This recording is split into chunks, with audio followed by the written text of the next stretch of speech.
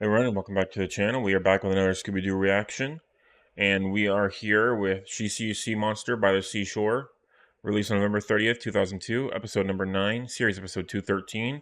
Last time we reacted to episode 8, which we rated a 6 out of 10, didn't offend. It was actually pretty cute and fun, so let's see how we do as we get into the bottom third of season 1 of the Scooby-Doo What's New. So, in this episode, the premise, the gang goes on a trip to the islands where they spend their vacation until they encounter a sea serpent known as the Matsu Shondo. And some trivia for this episode. The title is a parody of the well-known tongue twister She Sells by the Seashore. At no time during this episode does the gang wear their normal outfits, as they spend most of the episode in their beach clothing.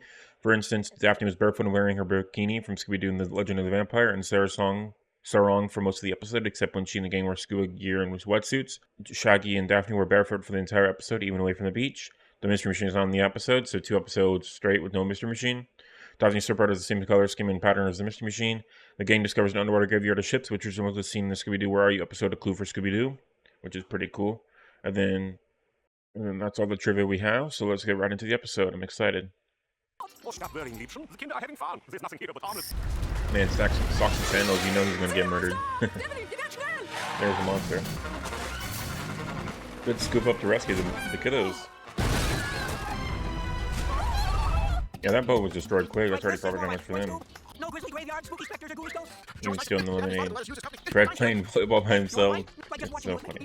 Relax, Freddy. Sea turtles are harmless. What do you think you're doing in Stink Guy's spot? Hi, I'm pretty sure I'm surfing. Locals only. I'm gonna get a pedicure and an island by surfing beach. Later. No. He's still weirdo. I've already had a pedicure, and this is my ride. Jeepers!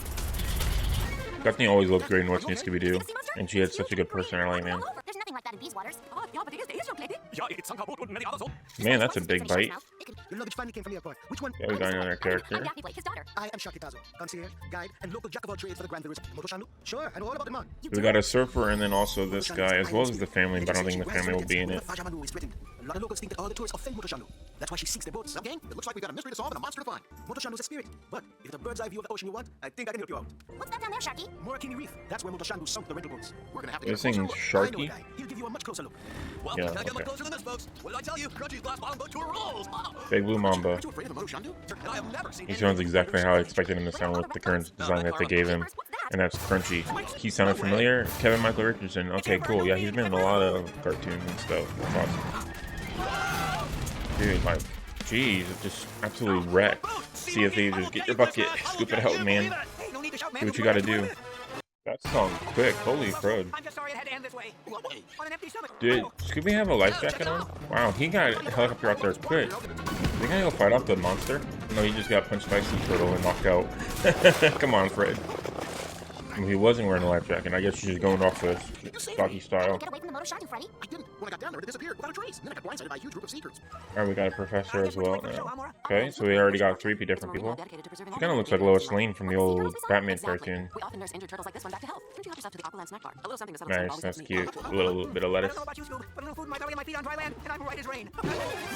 Can you tell us anything about this Moto Shandu, Professor? Very well, just threw him in the ocean, man. That's not creepy. That's no monster, Shaggy. That's Becky, our trained orca. She loves people. She's perfectly tame. Let me help you out of there.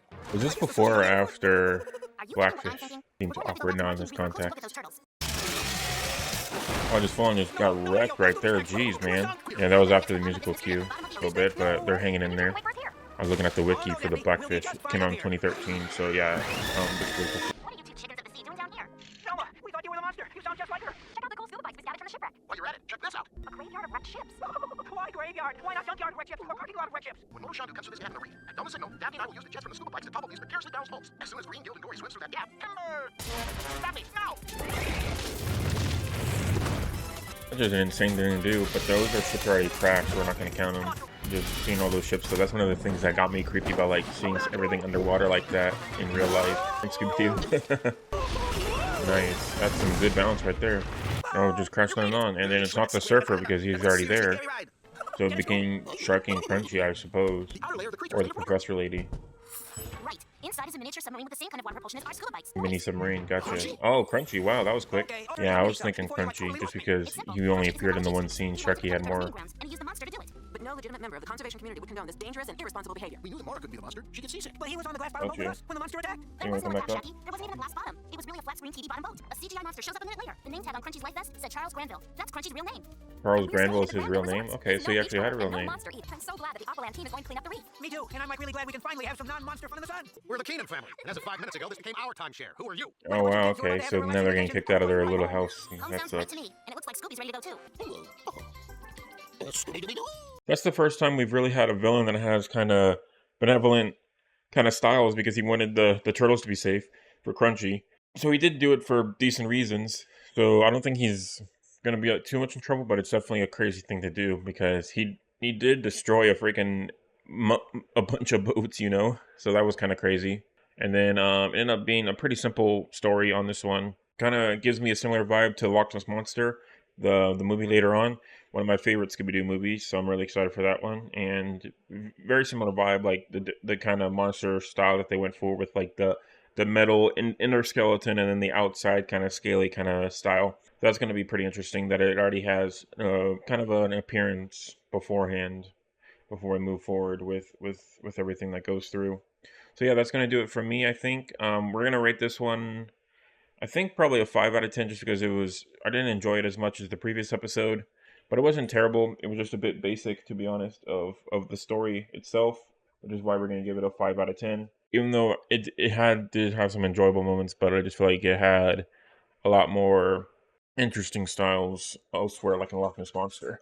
And then no Scooby Snacks eaten and no property damage. We're just going to leave it at that. The only property damage was underwater. Those are already crashed boats, so we're not going to count them. So we're just going to leave this one at a 5 out of 10. And then off this week's worth of episodes with this. Next week, we will be reacting to episodes 10, 11, and 12, which will be getting closer and closer to the end of the first season of What's New Scooby-Doo. So hopefully you guys have enjoyed this episode. And then like and subscribe. And if you would like, you can subscribe on my Patreon. I will see you guys next week for the next couple episodes of What's New Scooby-Doo. Have a great day.